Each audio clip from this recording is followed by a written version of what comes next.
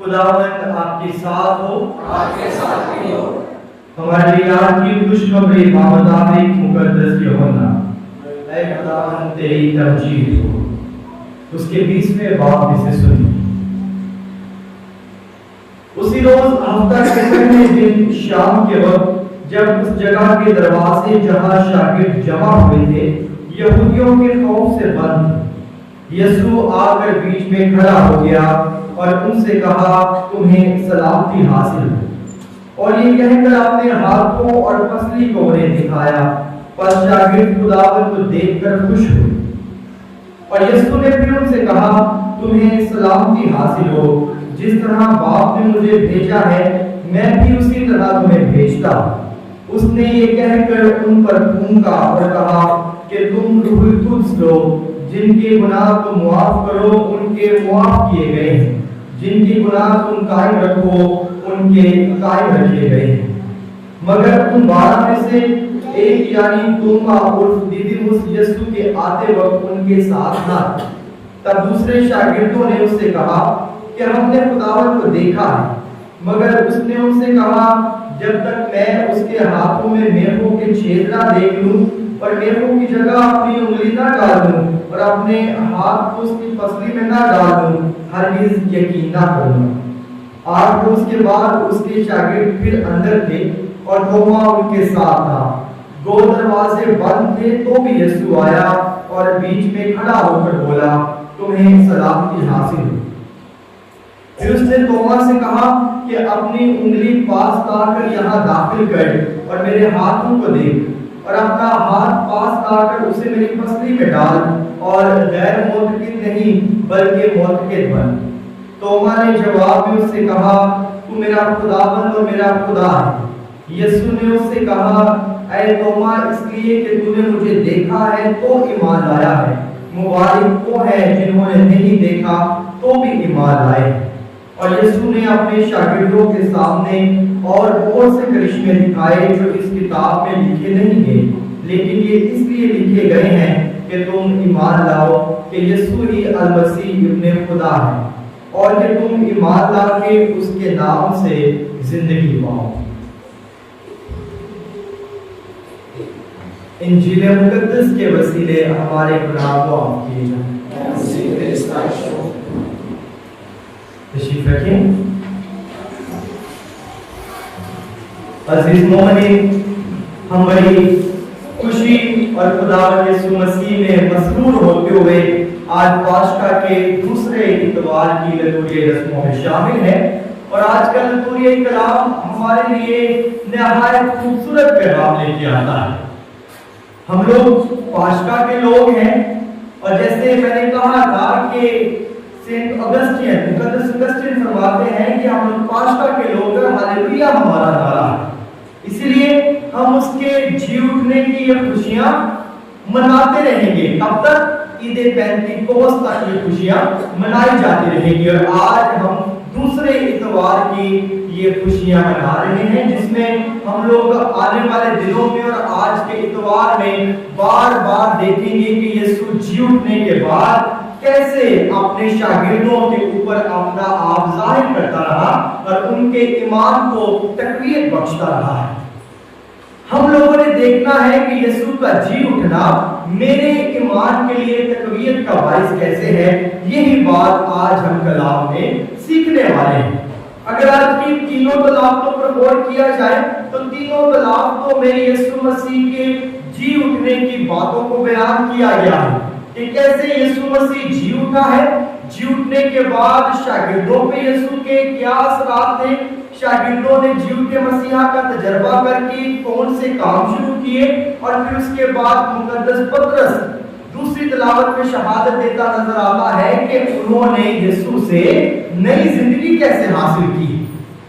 دراصل یسوع کا جی اٹھنا ہر ایک مسیحی کے لیے نئی زندگی ہے، اور اس نئی زندگی کو حاصل کرنے کے لیے ہم نے اپنے طور پہ کوشش کرنی ہے کہ یسوع کا تجربہ کریں اور تجربہ کر کے وہ نئی زندگی حاصل کریں۔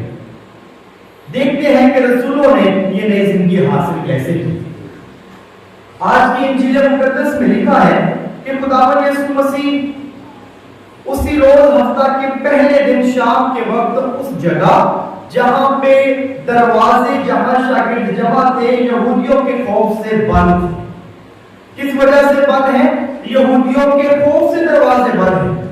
یسوع مسیح کے ساتھ جو کچھ ہوا وہ ڈر ان کے دل میں بیٹھا ہے، اور یسوع مسیح کا جی اٹھنا گو کہ پطرس اور یوحنا نے مریم مگدلینی کے کہنے پہ وہ سارا کا سارا ماجرا دیکھا تھا کہ کیسے یسوع مسیح جی اٹھا ہے، تو بھی ابھی یہ دروازوں کے بند کر کے کمرے کے اندر بند بیٹھے ہیں، اور کس کے ڈر سے؟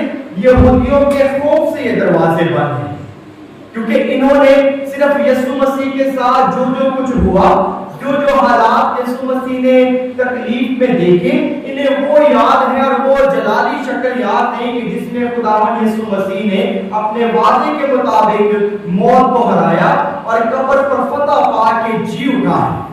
اب یسوع مسیح اپنے شاگردوں کو تقویت دینے کا کام شروع کرنے لگے۔ پہلے قبر پر یسوع مسیح انہیں ملے، انہیں شہادت ملی کہ جسے تم ڈھونڈتے ہو یہاں پر نہیں ہے۔ آج یسوع مسیح خود اپنا آپ شاگردوں پر ظاہر کرنے والا ہے۔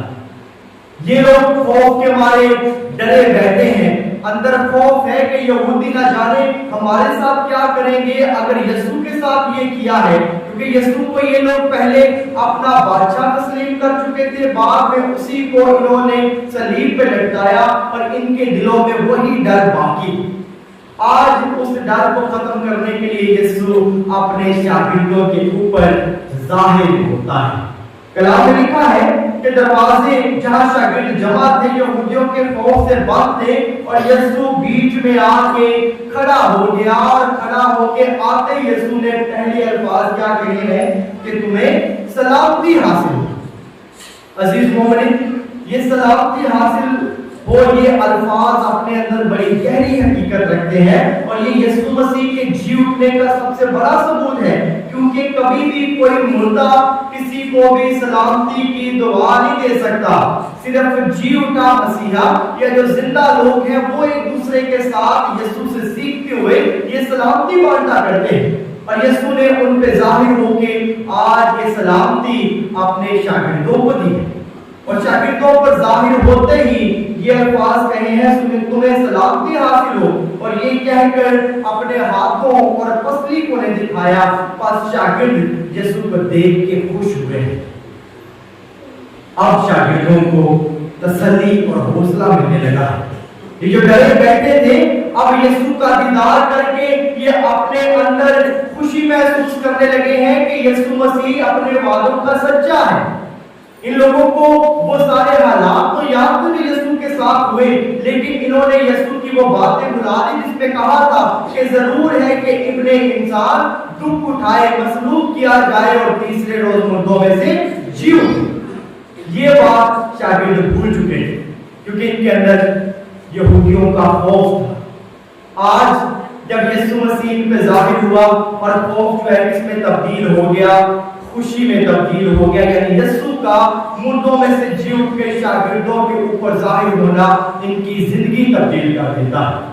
یہ جو خوف سے ڈرے رہتے تھے اب یسوع کو دیکھتے ہی نہ ڈر ہو گئے اور اپنے اندر خوشی محسوس کرنے لگے ہیں۔ کلام میں لکھا ہے پس شاگرد خداوند کو دیکھ کر خوش ہوئے، اور یسوع نے پھر انہیں کہا کہ تمہیں سلامتی حاصل ہو۔ دوسری دفعہ یسوع مسیح انہیں سلامتی دیتے ہیں۔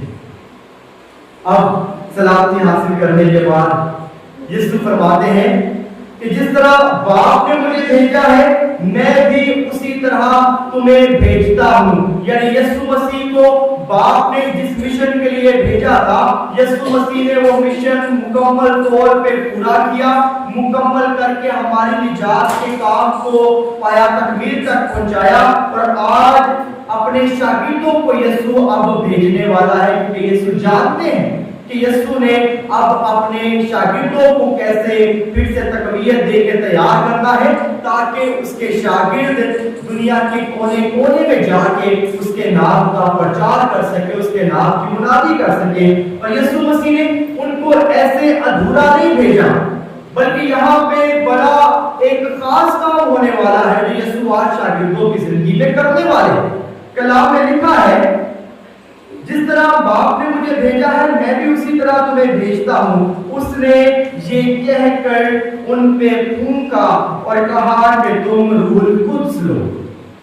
عزیز مومنین، آج یہ آیت سن کے میرا ذہن فوری طور پہ تکوین کی کتاب کے دوسرے باب کی طرف جاتا ہے، جہاں پہ خدا جب انسان کو خلق کرتا ہے، انسان کو بنانے کے بعد کلام میں لکھا ہے کہ اس نے انسان کے نتنوں میں اپنا دم پھونکا۔ آج وہاں پہ جب انسان کے نتنوں میں دم پھونکا گیا، آج جہاں پہ یسوع مسیح اپنے شاگردوں کے اوپر روح القدس پھونکتے ہیں، وہاں پہ نیا انسان بنا تھا۔ آج یہ شاگرد جو یہودیوں کے خوف سے بیٹھے تھے، یہ اب نئے انسان بننے والے، اب یہ لوگ ان کے اندر نیا پن آنے والا ہے، ان کی زندگی مکمل تبدیل ہونے والی ہے۔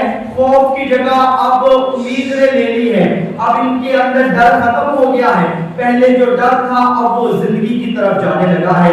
اور روح القدس پھونک کے یسوع نے کہا ہے کہ جن کے گناہ تم قائم رکھو گے ان کی قائم رکھے جائیں گے، اور جن کے گناہ تم معاف کرو گے ان کے گناہ معاف کیے جائیں گے۔ یعنی یہ اختیار یسوع اپنے رسولوں کو دے کر جاتے ہیں، اور رسولوں کے بعد یہ اختیار خدا کے کاہنوں کے پاس ہے۔ اسی لیے کلیسیا بار بار روزوں میں تلقین کرتی رہی، اور کلیسیا کے 5 حکموں میں بھی ہے کہ اپنے کاہنوں کے ساتھ میں اعتراف کر کے، گناہوں کا اقرار کر کے، سال میں ایک بار جو ہے ضرور یہ ساکرامنٹ حاصل کرے، اور پاک شراکت جب ہو تو پاک شراکت کا حصہ۔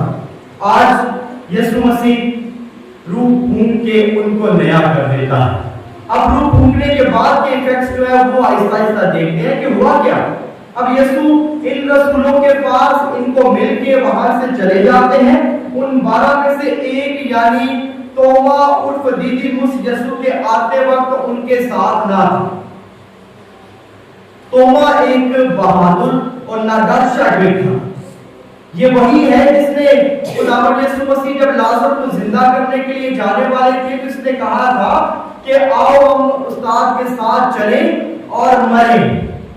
وہ جانتا تھا کہ یسوع کے ساتھ کیا ہونے والا ہے، کیونکہ چند ایام پہلے یسوع کو یہودیہ سے مارنے کی کوشش کی گئی تھی، یہودیہ میں سنسار کرنے کی کوشش کی گئی تھی۔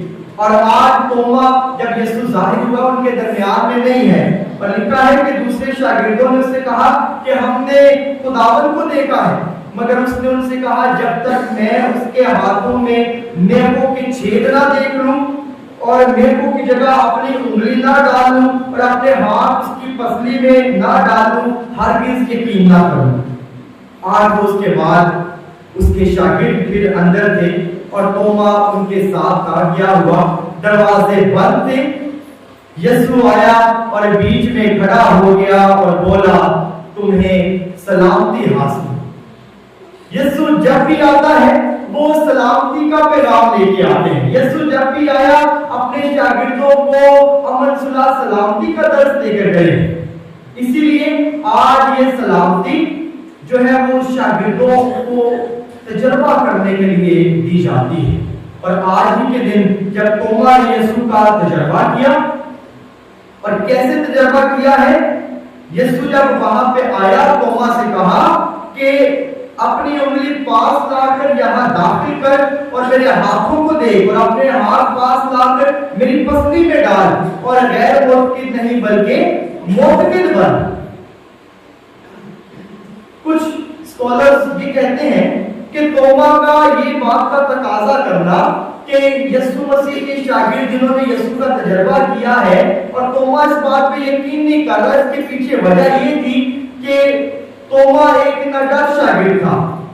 سارے شاگرد کمرے میں بند ہیں، دروازے بند کر کے بیٹھے ہیں، یہ باہر تھا، یہ نادر ہے۔ اور توما نے اس بات پہ اس لیے یقین نہیں کیا، اور اس کا ماننا یہ تھا کہ اگر یہ لوگ یسوع مسیح کے جی اٹھنے کا بار بار کہہ رہے ہیں استاد جی اٹھا ہے، تو پھر یہ لوگ بند کمروں میں ڈر کے مارے کیوں بیٹھے ہیں؟ اگر استاد جی اٹھا ہے، یسوع جی اٹھا ہے، تو پھر ڈر کہاں سے ان کی زندگی میں آ گیا؟ اور اس بات کے لیے وہ ان کے اوپر اعتماد نہیں کرتا۔ لیکن اس کا اس بات کو نہ ماننا ہم سب کے لیے بابرکت بن گیا، ہم سب کے لیے تصدیق ہو گیا۔ کوئی اس بات کا انکار نہیں کر سکتا کہ یسوع مسیح مردوں میں سے جی نہیں اٹھے، کیونکہ اگر یسوع مسیح مردوں میں سے جی نہ اٹھے تو یسوع کبھی بھی اپنے زخم نہ دکھاتے، اپنے پسلی میں ہاتھ ڈالنے کے لیے نہ کہتے۔ تو آج یسوع سے کہتے ہیں کہ آ کے ان میخوں کی جگہ اپنی انگلی ڈال، پسلی میں ہاتھ ڈال کے دیکھ، اور غیر معتقد نہیں بلکہ معتقد بن۔ اور کلام میں لکھا ہے کہ توما نے ایسا کہا تھا لیکن کیا نہیں، اس نے کہا اے میرے خداوند، اے میرے خدا۔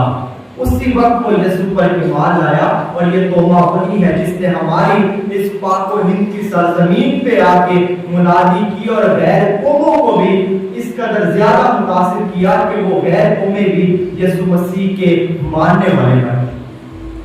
توما کی زندگی کے بہت سے قصے، بہت سی باتیں ہیں جو ہم ان کے ساتھ ساتھ سیکھیں گے۔ آج ہم نے توما کے اس تصدیق سے سیکھا ہے کہ ہم نے یسوع پر ایمان کیسے لانا ہے۔ توما کی وجہ سے یسوع ہم سبوں کو مبارک کہتے ہیں۔ کلام میں لکھا ہے توما نے جواب اس سے کہا ہے میرے خداوند، اے میرے خدا۔ یسوع نے اس سے کیا جواب دیا ہے کہ اے توما، اس لیے تو نے مجھے دیکھا ہے تو ایمان آیا ہے، مبارک ہے جنہوں نے نہیں دیکھا تو بھی ایمان لائے۔ اور وہ مبارک کون ہے؟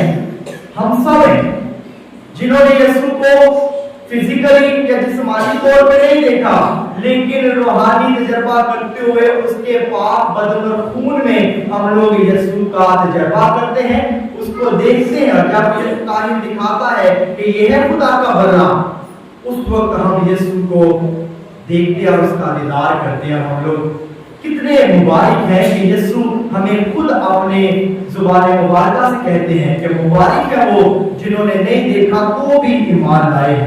عزیز مومنین، کلام میں لکھا ہے کہ اس سارے واقعے کے بعد یسوع نے رسولوں کے سامنے بہت سے کرشمے دکھائے ہیں جو اس کتاب میں درج نہیں کیے گئے ہیں، اور یہ اس لیے لکھے گئے ہیں تاکہ ہم لوگ ایمان لائیں کہ یسوع ہی المسیح ابن خدا ہے، کہ تم ایمان لا کے اس کے نام سے زندگی پاؤ۔ ہم لوگ یسوع کا نام پکارتے ہیں اور زندگی پاتے ہیں۔